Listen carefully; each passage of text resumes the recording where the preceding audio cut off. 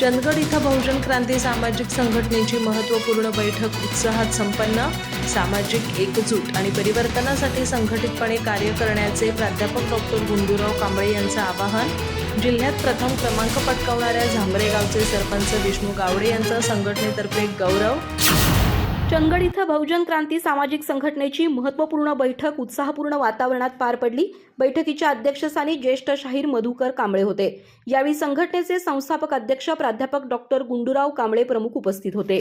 बैठकीच्या प्रारंभी बहुजन संघटक पी.डी. सरवदे यांनी प्रास्ताविकातून संघटनेच्या आतापर्यंतच्या सामाजिक वाटचालीचा आढावा घेतला. संघटनेचे कार्याध्यक्ष भिकाजीराव कांबळे भोगिलकर यांनी उपस्थितांचं स्वागत करून संघटनेची आगामी दिशा स्पष्ट केली.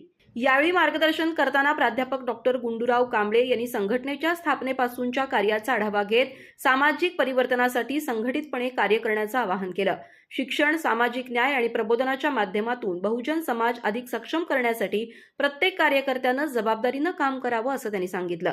बैठकीत शरीफ सय्यद, पांडुरंग कांबळे, माजी सरपंच राजू कांबळे, परशुराम कांबळे, संतोष कांबळे आणि श्रावण कांबळे यांनी विविध सामाजिक विषयांवर आपली मतं मांडली. बैठकीचं विशेष आकर्षण म्हणजे चंदगड तालुक्यातील झांबरे गावानं कोल्हापूर जिल्ह्यात प्रथम क्रमांक पटकावल्याबद्दल गावचे सरपंच विष्णू गावडे यांनी बहुजन क्रांती सामाजिक संघटनेतर्फे गौरव करण्यात आला. अधिक माहिती आणि ताज्या घडामोडींसाठी आजच आमचे चॅनल सबस्क्राईब करा.